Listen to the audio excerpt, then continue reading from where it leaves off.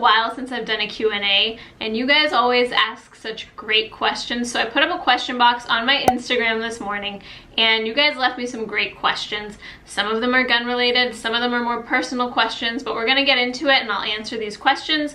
So grab yourself a beverage if you like to sit down and watch some YouTube, and we'll have a little chat. If you're brand new here, my name is Stav, and this is my channel, She Equips Herself, where my goal is to equip you with the knowledge and confidence to be a confident and competent gun owner and gun carrier. So let's get into the questions. I've got them here on my phone. I'm not texting while I'm filming you guys, that's rude. Okay, question number 1. What was your first gun? My first gun that I ever purchased, and I have something here that I want to show you that goes along with this, that I just noticed. The first gun I ever purchased was the Ruger LC9S. I'll put a picture of one right here. I bought this gun at Mass Firearms School in Holliston. I was so pumped because I had been waiting to get my license, to get a gun, and really get started on this whole concealed carry thing, because I knew how important it was to me to be responsible for my own safety. And so, to celebrate the occasion and buying my first gun, before I went to Mass Firearms School, I stopped at DSW and I bought myself a matching pair of shoes. Now, some of you might think that's odd. I don't know, it just felt like the right thing to do at the time. I got myself a pair of black strappy sandals. These are Steve Madden's. I love these shoes. And a Ruger LC9S. I still have the shoes. I don't have that gun anymore. I chose it originally because I had done a little bit of research into concealed carry guns, and the Ruger LC9S was really marketed as this like smooth-edged concealed carry gun, and I looked at it and thought, that looks like it would be really easy to conceal. At the time, I did shoot it at Mass Firearms School. You can like rent guns and compare them. I did shoot it side by side with the Smith & Wesson Shield, and I preferred the LC9S. If I remember correctly, the Shield that I shot had the stock trigger in it, and that trigger was just awful. So I chose the Ruger LC9S over the Shield. Long story short, I eventually switched over to a Shield 9, which I carried for years and still love and still own. But when I got it, I put a trigger kit in it. It was an Apex trigger kit and just made a world of difference. That became my favorite carry gun, and I loved it. But originally it was the LC9S. After taking some classes with it, I realized I don't like this gun and it actually doesn't fit me well. So yeah, but that was the first gun I ever bought. Kept the shoes, got rid of the gun. Are you Greek Orthodox? I am not, and I know that that can be shocking to a lot of people because the majority of people who are Greek are Orthodox. That's like the prevailing religion. I think it's like, maybe it's more now, but I remember hearing that like 4% of Greeks are not Orthodox, and I was part of that small percentage. I actually grew up in a Greek Protestant church, which is kind of rare. And when I looked back to figure out like how did a Greek Protestant church even start in Greece, I found out that it was missionaries from Massachusetts who went to Greece and started these Greek evangelical churches. I could be wrong on that. I googled it and I tried to do some research because I was curious, and I think that that's what I remember coming up. If I'm wrong and you know about the Greek evangelical church's history, please correct me. But yeah, I grew up Greek Protestant, grew up in the church, kind of strayed in my teenage young adult years, and then in 2022 Jesus radically transformed my heart and I got baptized. So no, I'm not Greek Orthodox. I am Protestant. Ooh, the next question is, have you ever had to draw a gun in real life? Thank God, no, I've never had to draw a gun in real life. I pray to the Lord above that I never ever have to draw my gun, or that I'm never in a situation like that where I feel like I need to draw my gun. Ideally, we want to avoid any situation like that. Do we always have a say in it? No, and I love that I'm prepared in case I ever do need to defend my life or the life of someone I love. But thankfully that has never happened before. I almost had to pepper spray somebody once. I was in kind of a sketchy situation with some girlfriends of mine when we were staying at a motel, and with some like drunk people staying at the motel there, but thankfully nothing happened and I did not have to pepper spray them, but I did have my pepper spray ready to go at the time. Favorite board game? Guys, I love board games. I grew up in a family that did a lot of puzzles, lots of board games. We used to play Upwards all the time when I was a kid. My mom would play these like memory card games with us. Monopoly, you know. My current favorite though is Catan. If you haven't played Catan, it's amazing. I became quickly addicted to it. My friend Glousy taught me how to play, and ever since, if you're up for a game of Catan, I'm in, because it's just so much fun. But in our house, we play a lot of Monopoly. Life is fun to play with the kids. I love Apples to Apples. I love Scattergories. I love Telestrations. I love Taboo. I'm actually very good at Taboo. Currently, I'd say Catan is my #1 current favorite board game. I would love to know in the comments below. That's a fun question for you guys. What is your favorite board game? And is there one that I should try that I didn't mention? Let me know. Okay, what ear protection do you like? My favorite ear protection, and I get questions about this all the time because many times you can see it in my videos when I'm shooting. Where is it? Okay, so this is the little case that I carry my ear protection in. It's by Ear Safety Systems. I don't know if he still has a website, but it's earsafetysystems.com. But these are custom molded to my ear, and the guy did it like in person. I was at a women's like shooting and hunting expo, and this guy was there making these. So I got 2 pairs done because I was like, if I never see this guy again, I know I'm gonna want a second pair at some point in my life. I've been using this one pair that I got in like this really bright green color for like 10 years now. I don't even know. They're really easy to clean, and they stay on this little lanyard, and I got the bright green in this pair because I figured if I ever drop them, they're easy to see. My other pair is like a camo green. But I wear these all the time, and they just fit right into my ear. So he just squirted this like goo. I don't know what this is made of, but he squirted this goo into your ear, and then he'd like kind of press it down, and it would harden in that shape, and then he'd take it out, and he would mold it and like cut the edges and make it smooth and everything. And so it just fits right into my ears, and I can't hear a thing when these are in. See? It blocks out all the noise. And they're really easy to just pop in. So I wear these all the time at the range. Am I yelling now because I can't hear anything? I don't know. I wear these all the time. They stay on this nice little lanyard, and I just love them. Sorry if I was yelling. I especially love them because I used to have 3 piercings here. Now I think I have 2. Do I still have 2? Yeah, I have 2 cartilage piercings here.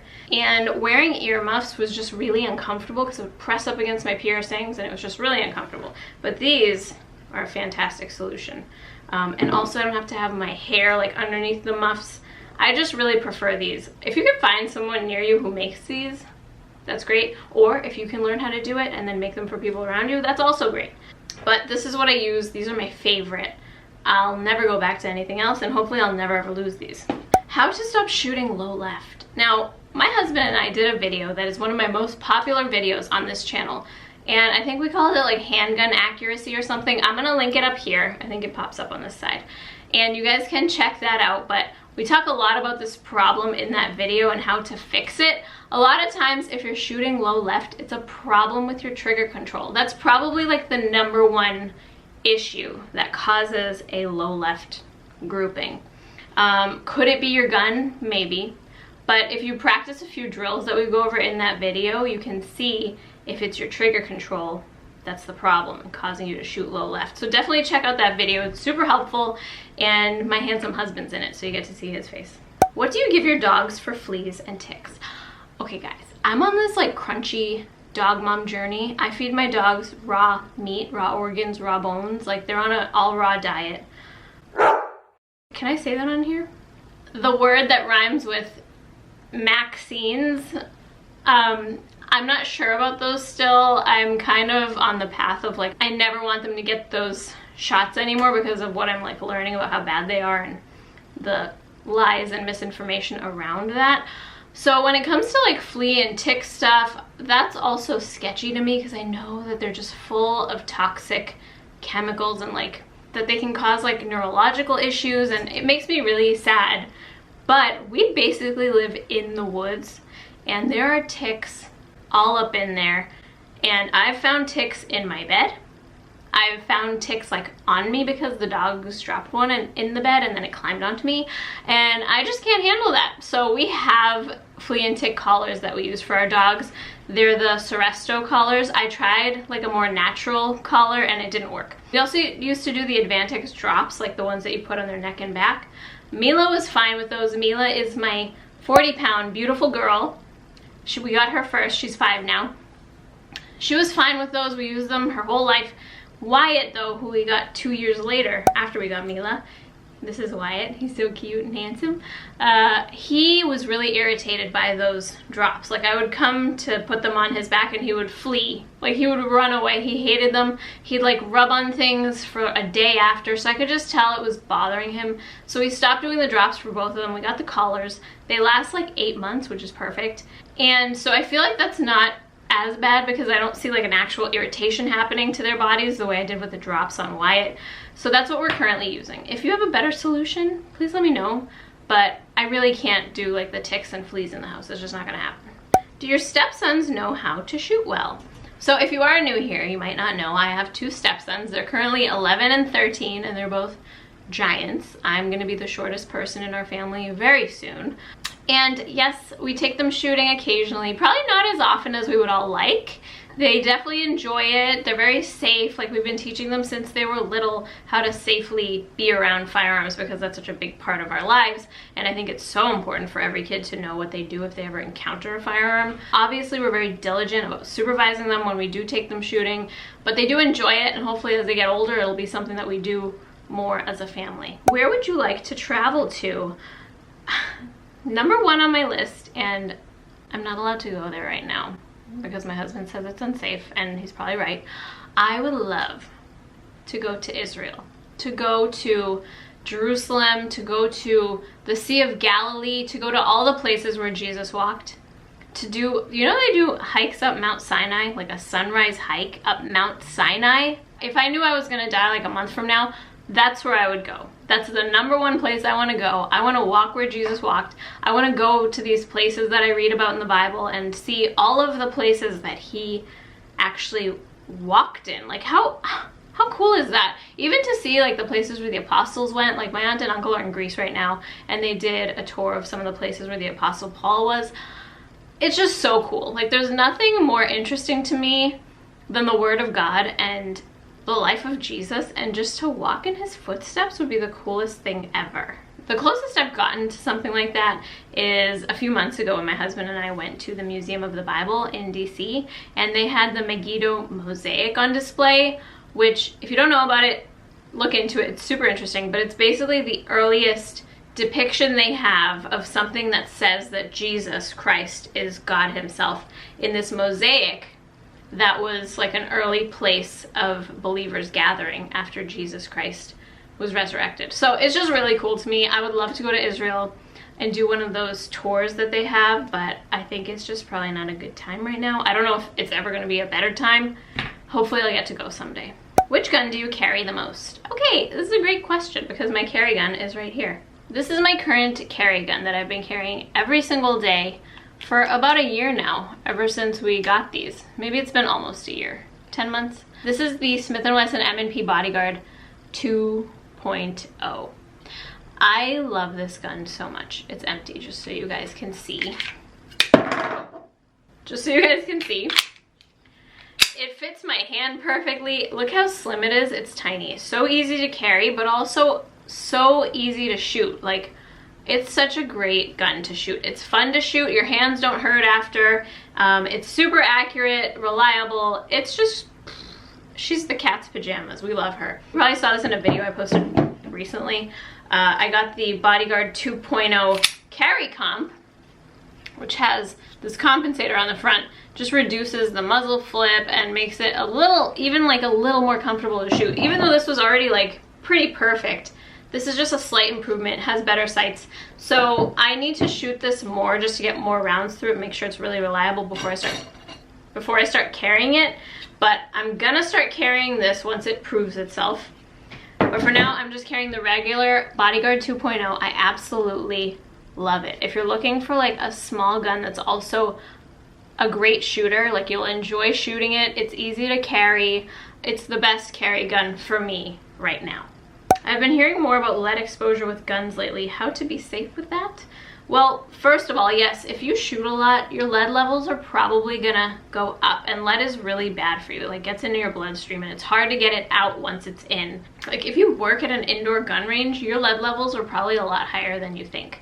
So get that checked out next time you go get your blood work done. But to minimize like the exposure, make sure you're washing your hands right after you shoot with cold water. The warm water is going to open your pores and let things in more. So make sure you wash with cold water. When you get home from the range, take all your clothes off, put it in the laundry. Like don't just walk around your house with these clothes. Don't sit on your couch, whatever. Try not to eat with your hands like after you've been to the range. It's being careful about like that lead dust is really important. It's just like little things you can do. Also, Otis makes these amazing lead wipes that you can take to the range with you. They look like this. And once you're done shooting, if you don't have access to like soap and water, use these lead wipes to like wipe your hands down as best as you can until you can get to a sink and wash your hands. That's just gonna reduce the lead exposure just a little bit. Shooting outside is better than shooting inside because you have more fresh air rather than that air that circulates in the range. So just little things you can do, but definitely be mindful about that if you shoot a lot. Someone asked, this is a really good question, what does it mean to surrender to God? How do you do that? That is a really good question. I think when we hear the word surrender, it can sound like a bad thing, like you're giving up. And in a way, when you surrender to God, yes, you're giving something up. But what are you giving up and who are you giving it to? When we surrender to God, we're not giving him something that he hasn't already given to us. Like, God has given me everything in my life. The question is, do I trust myself to do the right thing with those things? Or do I trust God who created me to do the right thing with all those things? Like, am I more trusting in what I can do with my resources and my time? And do I trust myself or believe that I can do better things with what God gave me than he himself can do, and he is the giver of all things anyway? He's the one who knows what to do with the things that we surrender, even better than we know. That's why when we finally do surrender, our whole lives get better. Like, I lived my whole life up until I was 33 knowing the things of God, knowing what the Bible says, knowing who Jesus is, but I did not surrender the control of my life. I still held on to that. I wanted the final say in what I was going to do and when I was going to do it. And once I surrendered that control back to the one who created me and created everything, life just became right.